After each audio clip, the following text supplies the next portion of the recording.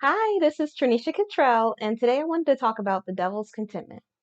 So, what made me want to talk about the devil's contentment is earlier today I was listening to a sermon called How to Be Faithful When, or How to Stay and Keep the Faith, even during like whatever season it is that you're going through, or even through trials and tribulations, or even through different things or tests that happen in your life, or different things that the adversary tries to throw at you to stop you from doing things.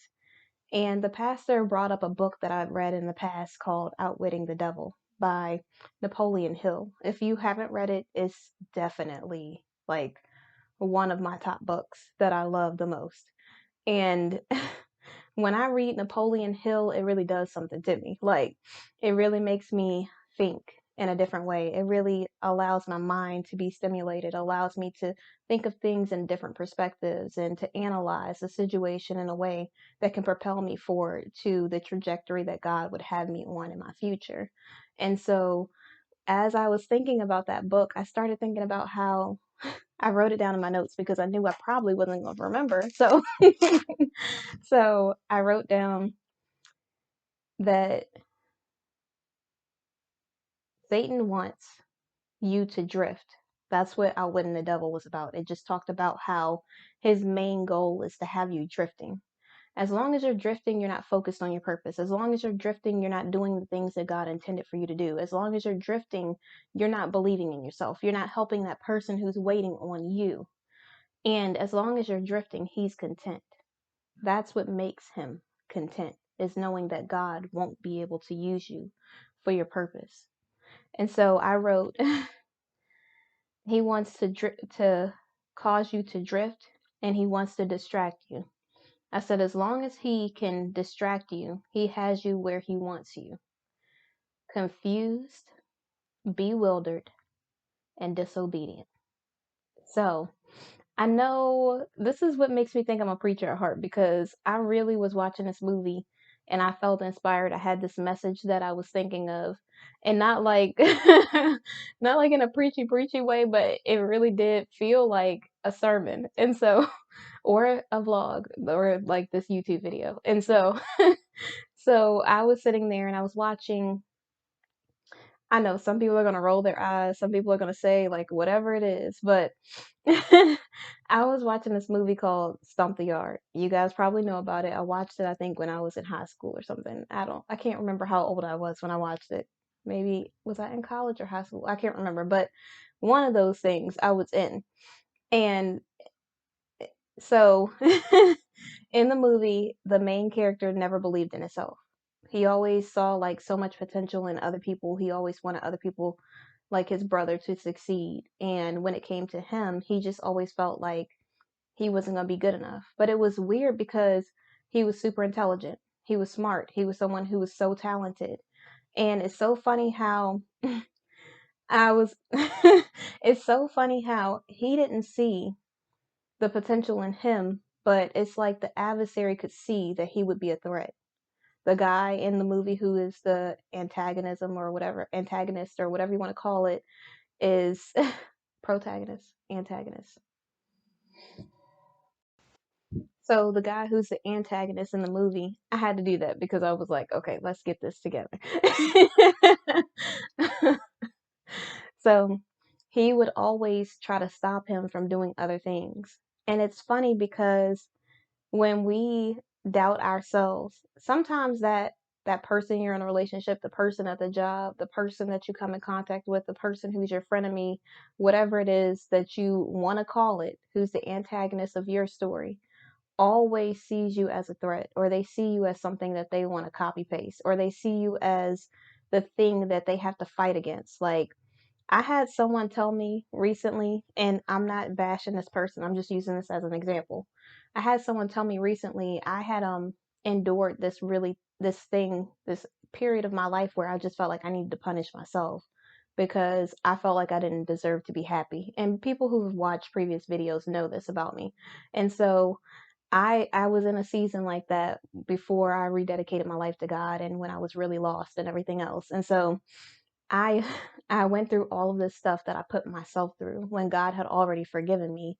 And I was talking to this person who likes to imitate everything that I do, like everything. And I'm trying to be a good person about it. I'm trying not to be like super annoyed, but and they said something to me like, "Oh yeah, you went through that and that part of your life, but you that doesn't mean that you still don't deserve to go through pain right here because this is a totally different area of your life, so you should be punished in this area as well." And I was like, I had TG flashbacks and I was getting ready to So that's when I distanced myself from the situation because I need to make sure that I protect the peace that I have. I need to make sure that I'm in a good space that I need to be. But I always think it's so funny how we are our biggest enemy, and even our enemies can see potential in us before we even know that we have the potential to do great things. And it's so cool because as I watch this story, even though, it's always like the story, the protagonist of the story, who is the main character, usually has some kind of trial or tribulation they go through. They have some kind of adversity and then they make it through, and in the end, everything ends up great or whatever else in the story. But in every single movie, every single thing that happens in life, when I'm moving through life, I take it as a lesson. I take all of these things that are happening as something that's teachable, something that I can learn a lesson from, something that I can pull from. And so when I watched this movie, I didn't just think about how, okay, it's a sad event that happens in the beginning and then this person makes it through trials and tribulations and makes it out on top. Even though that is a good part of the story as well, and even though it's fictional, I think it's still a good idea to think about life being that way sometimes, and to know that everything that we're going through is for a greater purpose. So in the end, we will be successful. In the end, God will be able to use whatever it is that Satan intended for bad for his glory. In the end, we will come out on top. And sometimes when you are fallen in front of your enemies, God will use you being in an event that like shows you being defeated in front of your enemies, so that he could show you being successful in front of your enemies as well. So he can show you succeed. So he can show that you might have been here and they might have thought, okay, I got her. She's down. She's out. This is the only thing that will ever happen in her life or his life. And then next thing you know, he makes your enemies your footstool. And some of us forget that. Some of us think, oh man, it's so embarrassing to have to go through this in front of such and such. But such and such is not God. So the only person's opinion I'm trying to appeal to is God. The only person's approval I need is God's. I don't need um, an enemy. I don't need a person who means me no good's approval at all. I just need God's approval. And I know like people are saying, well, it's not that easy, because sometimes it is good to hear. It's good to hear a compliment, but that shouldn't be the thing that fuels you through your life. Like if that person likes you one day and doesn't like you the next, you can't just not like yourself because they want to be changing changing their opinion like they change clothes, or they want to change their thoughts about you when the wind blows. Like you really have to know who you are within yourself and whose you are, so that you can remember and stay flat footed and focused on God. Because every time you turn to look at somebody else and distracts you from your purpose, it allows you to drift. It allows you to be unfocused. It allows you to be consumed with something that's not even it's not even important. And so I wanted to stay on topic, but apparently that was important. So when I say that he wants you to be confused, he wants you to feel like you don't know what's going on. He wants you to feel like you need every single answer to be able to be obedient to God. He wants you to feel like in order for you to succeed in life, you have to know exactly which steps you have to take to make it to the end goal. And that's not faith. Faith is the hope of things unseen. It's not the hope of having an example of everything that you need to do in your life, especially when God has called you to something. Sometimes there is no example for how God is going to do things in your life. There's never an example. Sometimes there might be something similar that allows you to see another way to do something, but it's not everything. And when God has you on a different path, when God is using you for something, Sometimes it doesn't make any sense to you, but in the end, the way that you got there is through God. It doesn't have to make sense to you. You don't have to see examples. You don't have to have people that are doing the exact same thing. Sometimes, almost all the time, when God uses you, your story, what you do, your testimony, everything that God takes you through on your journey to become a better person, to be in your purpose, to live your destiny, is not going to be like anybody else's. So you don't have to worry about trying to feel confused because you need all the answers. God is the answer. And bewildered. You might feel like you have no sense of direction, but if you're following God, He will lead you everywhere you need to go. You don't have to know everything.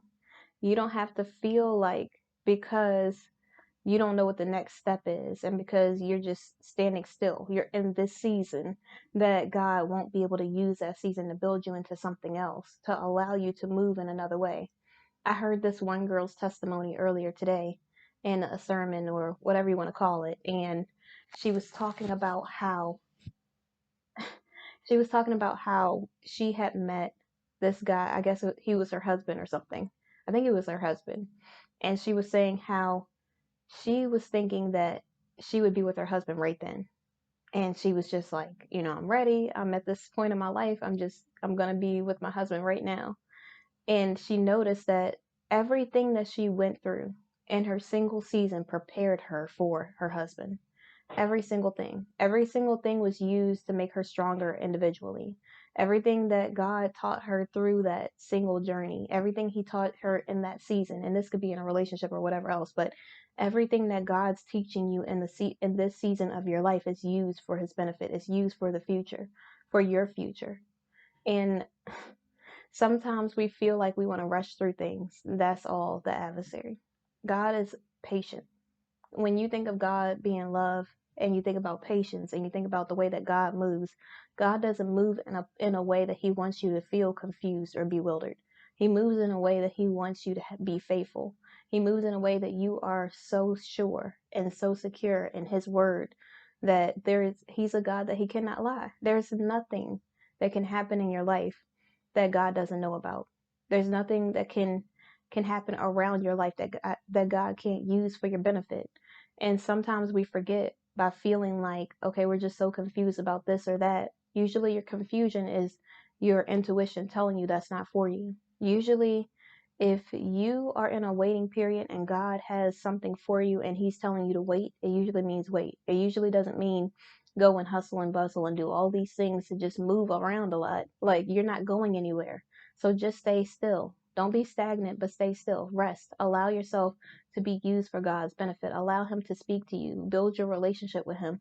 Do things that work on you within the inside out. Like, work on your body on the outside and on the inside. Your digestion, your immunity health. Like, when I say immunity, I mean like getting your vitamin C or whatever nutrients that you need to fuel your body so that you have everything that you need to keep you energized, to keep you focused, to allow you to be able to move through life having the best whatever quality of life.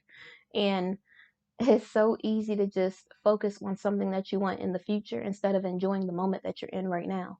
Sometimes, like, I heard this one girl say this and it's so true. She said, we were so busy. She was so busy focusing on her goal that she didn't get a chance to enjoy everything that she did to take her to her goal. And I feel like that's what all of us do. We have this goal of making $1 million, but yet we didn't enjoy the time that we spent traveling to the $1 million. Like, we didn't enjoy the people that we met. We didn't enjoy the places that we got to go, the experience that we got to experience on our way there. The people that taught us lessons that we could use to make $1 million. Like, we get so stuck in what's next that we forget to enjoy what's now. We forget to enjoy all of the blessings that we already have in our life. It's nothing wrong with wanting more because God is the God of abundance, but also be grateful for everything that you do have, because you never know how much time someone has. You never know how much time you have. You never know. You will never you will never ever get another moment like this moment right now, this minute, this hour, this day, another day. You could try to relive today and do all the same things. You will not have the same emotions. You might not meet the same people. You might not do things the exact same time. And even if you do, if it's scheduled, it's not going to feel like it's freeing. It's not going to feel like it is just something that is supposed to happen. It will feel like you're making it happen.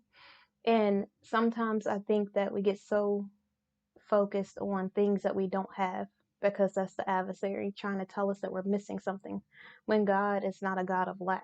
He's a God of abundance. There's nothing that I could ever want for in my life.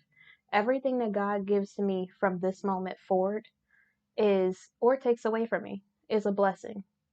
And I mean that from the bottom of my soul because sometimes I want things and they are no good for me. Sometimes I can't understand why they're no good for me. And I look back and I'm like, thank you, Jesus, you didn't let me get that thing because, woo. No, but for real, like I really do say that. I'll be looking at stuff or I'll be looking at a person or something and I'm like, oh my gosh, God, you saved me from that. Like, oh my gosh, you saved me from that job. Like the job ended up going out of business or something, or, something happened with this thing or that thing, this person, place, or thing. And it's just like, if God would have gave me that, it would have destroyed me. If God would have gave me that, my life would be completely different. If God would have gave me that, that might have been the thing that destroyed my whole life. And not just me, but my entire life. And I wouldn't be in a position that I am today. I wouldn't be able to do the things that I'm doing today.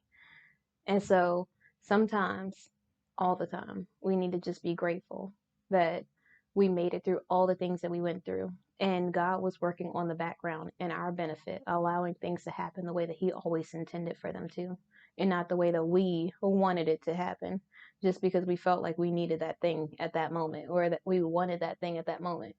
I mean, I want to eat a whole pizza, but I'm not about to do that because it's not going to be good for me. And when I work out the next day, I'm going to feel like crap and it won't be good for me. It might taste good in the moment. It might feel good in the moment. I might be releasing some stuff and just feel like so super excited about the fact that I get to eat this delicious pizza and dip it in all the sauce and everything.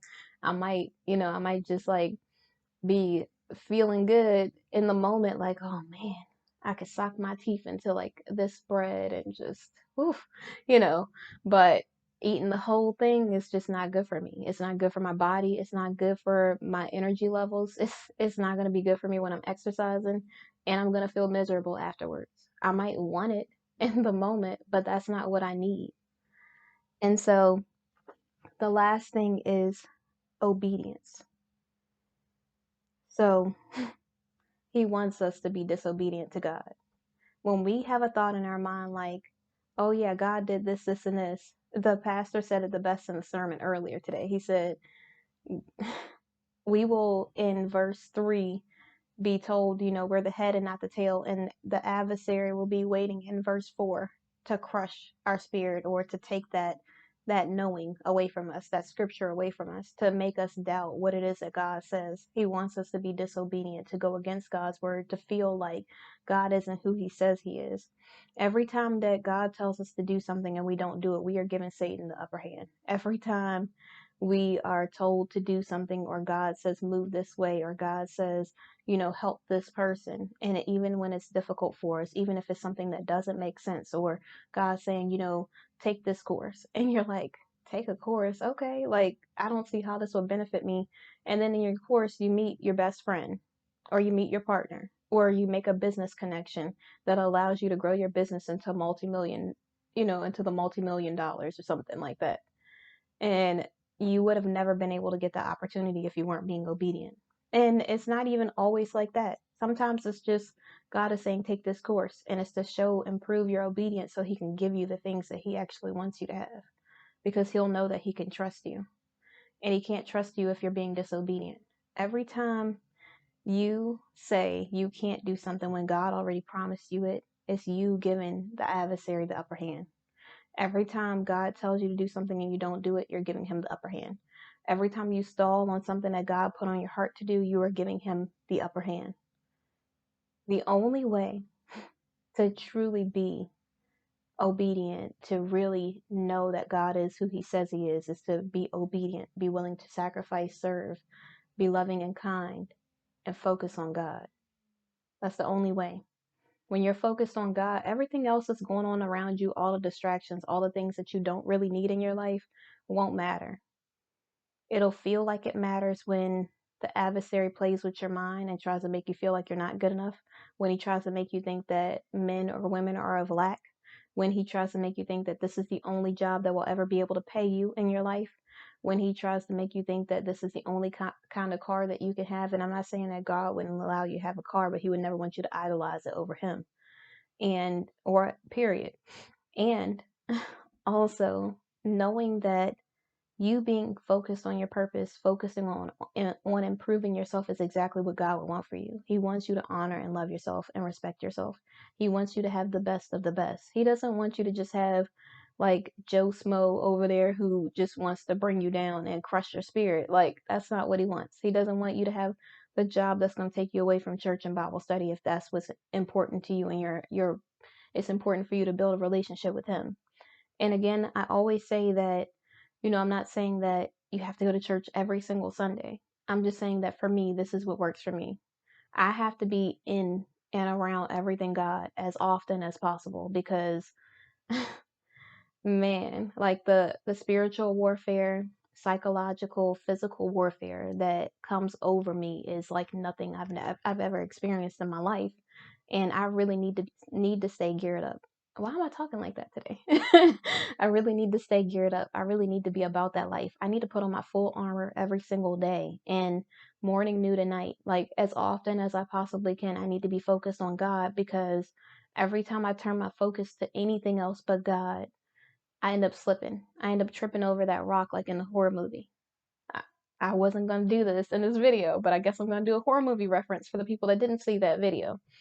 So I was talking in a video one day about Unwanted or something like that, and I was just like, it's kind of like that horror movie when the person's running, they're looking behind them, they trip over nothing, or that rock that's right there, the one rock in the whole parking lot or whatever else, and they trip. And I was like, they're so busy looking at what's behind them that they don't focus on their future. They don't focus on what's ahead of them, what's in front of them. And I said, that's how our life is most of the time. We're so busy focused on what's behind us, what we left, the ex, the job that we thought we wanted, that we didn't really need, the things that we did in the past that the adversary keeps throwing in our face, that we don't even realize the vision that our purpose has for our life. We don't even realize that the vision that God has for our life, that if we're in our purpose, if we're living our destiny, if we're doing everything God said that we needed to do, so much more, so greater is ahead. Greater is ahead of us. Everything that we could possibly need in our life is ahead of us. The only thing behind us is the stuff that we left back there. It's no reason to turn around. What are we looking at behind us for? What are we looking in the past for? If the person didn't step up in the past, they're not going to step up in the future. People don't just change like that. They kind of know right away if you're important in their life or not. And I'm not saying this like you need to just excommunicate from everyone. I'm just saying that when people truly care about you, they care about your well being. They don't want you to be distracted. They don't want you to be bewildered. They don't want you to be disobedient to God. And you disrespecting or dishonoring yourself is disrespectful to God. You being confused is nothing but the adversary. you, I'm just saying. And so when someone truly cares about your well-being, when they really do care about you as a person, regardless if they want you or they don't, in a job position, as a friend, or in a relationship, they will want what's best for you. They will either remove themselves from the situation so that you can actually focus on someone who actually does want to hire you for that job. Someone who actually does want to be a good friend to you so that you don't have to keep looking behind you to watch your back because you think that, you can't tell if this person is really, really looking out for your well being or if they're just trying to crush you. And the same thing in relationships. I don't know anything about healthy relationships, so I really probably need to stop speaking on that. But but in general, when I think about people that enter into my life, the thing that I want for people is for them to have everything that God intended for them. And it might not be me. I might not be the person for the job. I might not be the person for the friendship. I might not be the person for that person, and it just is what it is. It's not always easy. Sometimes it's like, mm. And then sometimes it's like, okay, God, like, regardless if I want it or I don't. If I don't need it, I'm thanking God anyways. I'm thanking Him every single time. Every time He removes somebody from my life, I'm like, thank you, God. Because I don't know what you protected me from. And even though I'm sad, even though I'm disappointed, even though I'm feeling some type of way, I'm in my feelings today, it's so much better than spending an eternity miserable because I put someone else before myself, because I put someone else before you, because I got so enthralled in the situation that I ended up losing myself. And that's nothing. God knows that's not what I want for my life. And so if someone has the potential to manipulate me or to make me feel like they're more important than God, they don't need to be in my life at all, because God is going to always and forever be my number one. And it just is what it is. So, in conclusion, when it comes to I drop my post-it cards. So if you see me look down, it's not just because I'm trying to ignore the camera. It's because I want to make sure I remember what I said. And so, oh, I forgot I had shorts on. Let me do this because I don't want to be inappropriate. So, in conclusion, I'm going to pick this up.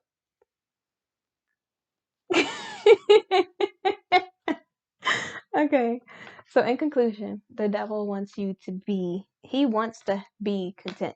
He wants to be content knowing that you're not focused on God. He wants to be content knowing that he can allow you to drift through life without any real focus on your purpose. He wants to feel content in knowing that you will always think negatively of yourself, or that you'll always fall for the okie doke when it comes to these fellas or women or whatever it is that you're doing in your life. He wants you to just give up on things that God intends for you to stay in so that he can use that as part of your journey, building you towards your future, pushing you towards your future, allowing you to go on the path that he laid forth for you. And you can't do that if you stop. If you stop, you're not going to make it to the end. You're not going to finish the race. If you stop, you're not going to be able to see everything that God has for you. When you do a little bit instead of like really stepping into what God put on your heart to do, what he placed on your soul to do, then it's just gonna, you're not going to get all of the things that God had just for you. And that's exactly what the adversary wants. He wants you to be at lack of things. He wants you to be confused about everything in life so he can say, see, God was never going to give you this. And God always was going to give you that, because God, whatever God promises you, he's going to give you. He is the God that he shall not lie. And sometimes we forget basic scriptures. We forget that we're the head and not the tail. We forget that no weapon formed against us shall prosper. We forget that everything that we could ever want can be given to us if we're in our purpose and focused on God. We forget that, you know, even though we walk through the valley of the shadow of death, meaning there will be trials and tribulations, God will always be with us. We are never alone going through all of those things. It may feel like it. We may feel like, oh my gosh, seems like this person's doing so well. Oh my gosh, it seems like there's so many things happening in my life and I just feel so weak. But when you're weak, God can be your strength. All you have to do is call on him. I always get this spiritual amnesia thing. Like, I'll be doing something and I'm like, oh my gosh, I just feel like so much stuff is happening right now and I don't know what to do. And I'll get in a moment where I'm just like, God, please just help me. I don't know like what I need to do. I don't need to know. I don't know where I need to go. Like, I don't know what I'm doing with my life.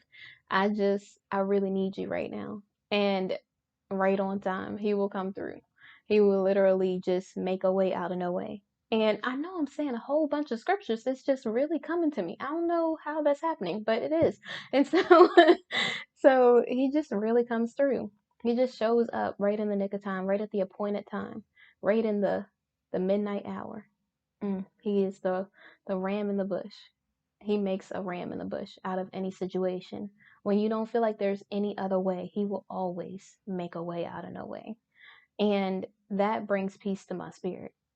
Every time something happens in my life, even if I'm sad, even if I'm upset, even if I don't understand, even when I feel the crappiest, I still praise God, because I want the adversary to know that God is not through with me yet. I will not give up on myself or anybody else that needs my testimony.